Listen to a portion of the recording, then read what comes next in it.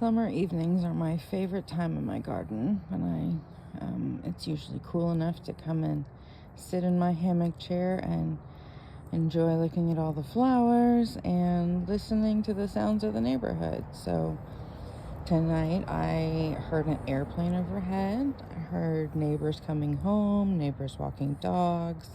I heard music. Just the sounds. I heard birds.